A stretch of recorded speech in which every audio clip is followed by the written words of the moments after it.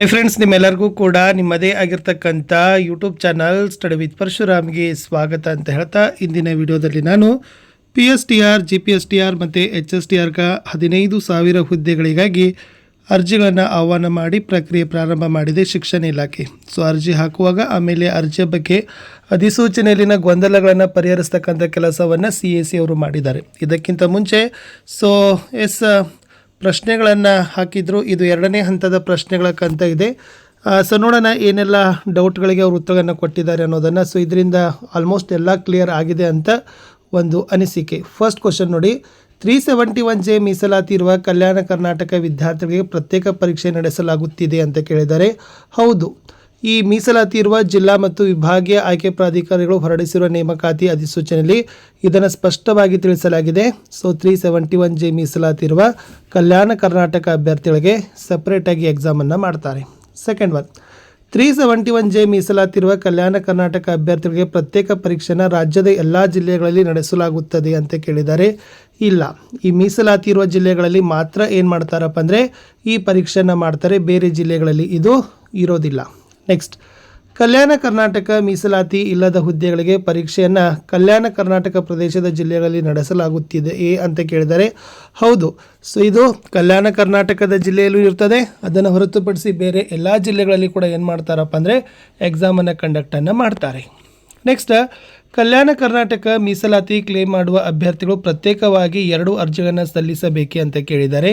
ಇಲ್ಲ, ಸೊ ಅವ್ರು ಏನು ಮಾಡಬೇಕು, ಅರ್ಜಿಯನ್ನು ಹಾಕುವಾಗ ಮೀಸಲಾತಿಯಲ್ಲಿ ಏನು ಮಾಡಬೇಕಂದ್ರೆ 371J ಕ್ಲೇಮ್ ಮಾಡಿದರೆ ಅದೇನಾಗ್ತದೆ ತಗೋತದ, ಬಟ್ ಇದಕ್ಕೇ ಸಪ್ರೇಟಾಗಿ ಅರ್ಜಿಗಳನ್ನು ಹಾಕುವ ಹಾಗೆ ಇಲ್ಲ. ಪ್ರಶ್ನೆ 5, ಕಲ್ಯಾಣ ಕರ್ನಾಟಕ ಮೀಸಲಾತಿರೋ ಹುದ್ದೆಗಳಿಗೆ ಅರ್ಜಿ ಸಲ್ಲಿಸಲು ಪ್ರತ್ಯೇಕವಾದ ಶುಲ್ಕವನ್ನು ಪಾವತಿಸಬೇಕೆ? ಹೌದು, ಯಾಕಂದರೆ ಈ ಎಕ್ಸಾಮೇ ಸಪ್ರೇಟ್ ಆಗಿರೋದ್ರಿಂದ ಇದಕ್ಕೆ ಏನಾಗ್ತದಪ್ಪ ಅಂದರೆ ಪರೀಕ್ಷಾ ಶುಲ್ಕ ಮತ್ತು ಪ್ರಕ್ರಿಯಾ ಶುಲ್ಕ ಬೇಕಾಗಿರೋದ್ರಿಂದ ಸೊ ಇದಕ್ಕೆ ಸಪ್ರೇಟಾಗಿ 371Jಗೆ ನೀವೇನು ಮಾಡಬೇಕಾಗ್ತದೆ, ಅಪ್ಲೈ ಮಾಡಿದರೆ so examination ಫೀಯನ್ನು pay ಮಾಡಲೇಬೇಕಾಗ್ತದೆ. Next, Kalyana Karnataka ಪ್ರದೇಶದ ಮೀಸಲಾತಿರೋ ಹುದ್ದೆಗಳಿಗೆ ಆ ಪ್ರದೇಶದಲ್ಲದವರು ಅರ್ಜಿ ಸಲ್ಲಿಸಬಹುದೇ ಅಂತ ಕೇಳಿದ್ದಾರೆ. ಅಧಿಕೃತ RD ನಂಬರನ್ನು ಹೊಂದಿರುವ 371J ಮೀಸಲಾತಿ ಪ್ರಮಾಣ ಪತ್ರವನ್ನು ಹೊಂದಿರೋರು ಮಾತ್ರ ಏನು ಮಾಡಬೇಕಪ್ಪ ಅಂದರೆ ಅರ್ಜಿಯನ್ನು ಈ ಕಲ್ಯಾಣ ಕರ್ನಾಟಕದ ಮೀಸಲಾತಿ ಹುದ್ದೆಗಳಿಗೆ ಸಲ್ಲಿಸಬಹುದು. ಕಲ್ಯಾಣ ಕರ್ನಾಟಕ ಮೀಸಲಾತಿರೋ ಹುದ್ದೆಗಳಿಗೆ ಅರ್ಜಿ ಸಲ್ಲಿಸಿದವರಿಗೆ ನಡೆಸೋ ಪರೀಕ್ಷೆಗೆ ಪ್ರತ್ಯೇಕ ಪ್ರವೇಶ ಪತ್ರ. ಹೌದು, ಸೊ ಇದೇ ಡೇಟ್ ಎಕ್ಸಾಮ್ಗಳನ್ನು ಸಪ್ರೇಟ್ ಆಗಿರೋದ್ರಿಂದ ಇದಕ್ಕೆ ಏನಾಗ್ತದಪ್ಪ ಅಂದರೆ ಸಪ್ರೇಟಾಗಿ ಹಾಲ್ ಟಿಕೆಟನ್ನು ಏನು ಮಾಡ್ತಾರೆ, ಅವರು ಸ್ಕೂಲ್ ಎಜುಕೇಷನ್ ವೆಬ್ಸೈಟಲ್ಲಿ ಬಿಡ್ತಾರೆ. ಸಪ್ರೇಟ್ ಎಕ್ಸಾಮನ್ನು ಈ ಕಲ್ಯಾಣ ಕರ್ನಾಟಕ ಮೀಸಲಿರಿಸಿರ್ತಕ್ಕಂಥ ಹುದ್ದೆಗಳಿಗೆ ಮಾಡ್ತಾರೆ.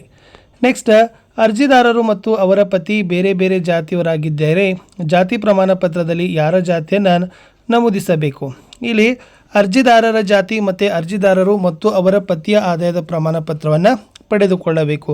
ಸ್ವಲ್ಪ ಇಲ್ಲಿ ಇಂಟರ್ ಕಾಸ್ಟ್ ಬಗ್ಗೆನೂ ಬಂದದ. ಅರ್ಜಿದಾರ ಮತ್ತು ಅವರ ಪತಿ ಬೇರೆ ಬೇರೆ ಜಾತಿಯವರಾಗಿದ್ದಾರೆ, ಬಟ್ ಇಲ್ಲಿ ಕ್ಯಾಂಡಿಡೇಟ್ ಯಾವ ಕಾಸ್ಟ್ ಇದಾರಲ್ಲ ಅದನ್ನೇ ಹಾಕಬೇಕಾಗ್ತದೆ.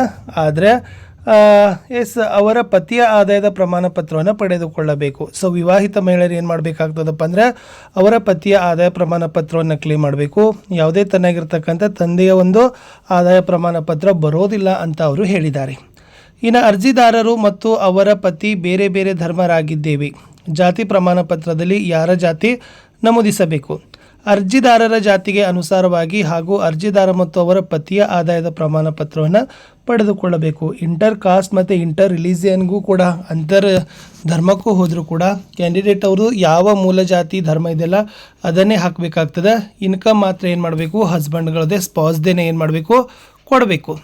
ಇನ್ನು ರಿಸರ್ವೇಷನ್ ಜಾತಿ RD ನಂಬರ್ ಹಾಕುವಾಗ ತಪ್ಪಾಗಿದೆ, ಏನು ಮಾಡಬೇಕು?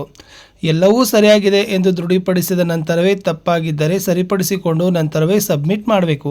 ಅದಕ್ಕೆ ಹೇಳಿದ್ದಾರೆ ಅಪ್ಲಿಕೇಶನ್ ಹಾಕುವಾಗ ಗೊಂದಲ ಬೇಡ, ಎಲ್ಲ ಅಪ್ಲಿಕೇಶನ್ ಹಾಕಿದ ಮೇಲೆ ಪ್ರಿವ್ಯೂ ನೋಡಿ. ಓಕೆ, ಸ್ಪೆಷಲಿ ಈ ವಿದ್ಯಾರ್ಥಿ ಆಗಿರ್ಬೋದು, ಆಮೇಲೆ ಪೋಸ್ಟ್ ಆಗಿರ್ಬೋದು, ರಿಸರ್ವೇಷನ್ಸ್ಗಳಾಗಿರ್ಬೋದು, ಅನ್ವಯಿಸೋದನ್ನು ಮಾತ್ರ ಹಾಕಿ ಬೇರೆ ಎಲ್ಲನೂ ಬಿಟ್ಬಿಡಿ. ಇಲ್ಲೇನು ಕೇಳಿದ್ದಾರೆ ನೋಡಿ, ನಾವು PUC ಅಧ್ಯಯನ ಮಾಡಿರೋದಿಲ್ಲ, ಡಿಪ್ಲೊಮಾ JOC ಕಲಿತು BEd ಮಾಡಿದ್ದೇವೆ. ಡಿಪ್ಲೊಮಾ JOC ತಂತ್ರಾಂಶಗಳು ಕಾಣಿಸುತ್ತಿಲ್ಲ, ಅಂಕ ಹೇಗೆ ನಮೂದು ಮಾಡಬೇಕು? ಅವಾಗ ನೀವು ಏನು ಮಾಡಬೇಕಂದ್ರೆ ಈ ಡಿಪ್ಲೊಮಾ JOCಯನ್ನು ಆಯ್ಕೆ ಮಾಡಿಕೊಂಡವರು ಕರ್ನಾಟಕ ವೆಕೇಷನಲ್ ಎಜುಕೇಷನ್ ಬೋರ್ಡನ್ನು ಆಯ್ಕೆ ಮಾಡಿ ಅದರ್ 1 ಅದರ್ 2 ಅಂತ ಸಬ್ಜೆಕ್ಟನ್ನು ಆಯ್ಕೆ ಮಾಡಬೇಕು. ಆವಾಗ ನಿಮ್ಮ ಅಪ್ಲಿಕೇಶನ್ ಏನಾಗ್ತದಪ್ಪ ಅಂದರೆ ಸಕ್ಸಸ್ಫುಲ್ ಆಗ್ತದೆ. ಪ್ರಶ್ನೆ 12 ನೋಡಿ, ನಮ್ಮ ಪದವಿ ಅಂಕಪಟ್ಟಿಯಲ್ಲಿ ಗ್ರೇಡ್ ಇದೆ, ಗ್ರೇಡ್ ಪಾಯಿಂಟನ್ನು ಅಂಕಗಳನ್ನಾಗಿ ಪರಿವರ್ತಿಸಿ ಹಾಕಬೇಕೇ ಅಥವಾ ಗ್ರೇಡ್ಗಳನ್ನೇ ಹಾಕಬೇಕೇ? ಎಸ್, ಈ ಗ್ರೇಡ್ ಪಾಯಿಂಟ್ಗಳನ್ನು ಅಂಕಗಳನ್ನಾಗಿ ಪರಿವರ್ತಿಸಿ ತಂತ್ರಾಂಶದಲ್ಲಿ ಭರ್ತಿ ಮಾಡಬೇಕು.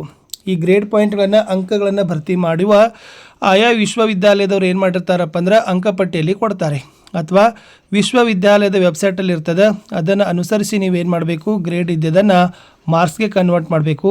ಬಿಕಾಸ್ ನಿಮ್ಮ ಮೆರಿಟನ್ನು ಡಿರೈವ್ ಮಾಡೋದ್ರಿಂದ, ಲೆಕ್ಕಾಚಾರಗಳನ್ನು ಹಾಕೋದ್ರಿಂದ ಅವರಿಗೆ ಬೇಕಾಗಿರೋದು ಮಾರ್ಕ್ಗಳು ವಿನಃ ಗ್ರೇಡ್ಗಳು ಅಲ್ಲ. ಎಲ್ಲ ಅಭ್ಯರ್ಥಿಗಳು ಕ್ರಿಮಿ ಲೇಯರ್ ಪ್ರಮಾಣ ಪತ್ರವನ್ನು ಪಡೆದು ಸಲ್ಲಿಸಬೇಕೇ ಅಂತ ಕೇಳಿದ್ದಾರೆ. ಇಲ್ಲಿ GM ಅಭ್ಯರ್ಥಿಗಳು ಮಾತ್ರ ಗ್ರಾಮೀಣ ಮೀಸಲಾತಿ ಸೌಲಭ್ಯ ಕ್ಲೇಮ್ ಮಾಡಿದ್ದಲ್ಲಿ ಮಾತ್ರ RD ನಂಬರ್ ಯುಕ್ತ ಕ್ರಿಮಿ ಲೇಯರ್ ಪ್ರಮಾಣ ಪತ್ರವನ್ನು ಪಡೆದು ಸಲ್ಲಿಸಬೇಕು, ಬೇರೆಯವರು ಸಲ್ಲಿಸೋ ಅವಶ್ಯಕತೆ ಇಲ್ಲ ಅಂತ ಹೇಳಿದ್ದಾರೆ. ಇಷ್ಟು ಪದೇ ಪದೇ ಕೇಳ್ತಕ್ಕಂಥ ಪ್ರಶ್ನೆಗಳಿಗೆ ಏನು ಮಾಡಿದ್ದಾರೆ, CAC ಅವರು ಆನ್ಸರ್ಸ್ಗಳನ್ನು ಕೊಟ್ಟಿದ್ದಾರೆ. ಆಲ್ಮೋಸ್ಟ್ ಅಲ್ಲಿ ಕ್ಲಿಯರ್ ಆಗಿದೆ. ಇನ್ಯಾವುದೇ ರೀತಿಯಾಗಿರ್ತಕ್ಕಂಥ ಸಂದೇಹಗಳು ಇಲ್ಲ ಅಂತ ಅಂದ್ಕೊಳ್ತಾ, ಮತ್ತೆ ಏನಾದರೂ ಡೌಟ್ ಇದ್ದರೆ ಕಮೆಂಟ್ ಮಾಡಿ. ಸೊ ಸಿಗುವ ಹೊಸ ವಿಡಿಯೋದಲ್ಲಿ. ಅಂಟಿಲ್ ಟೇಕ್ ಕೇರ್, ಬಾಯ್.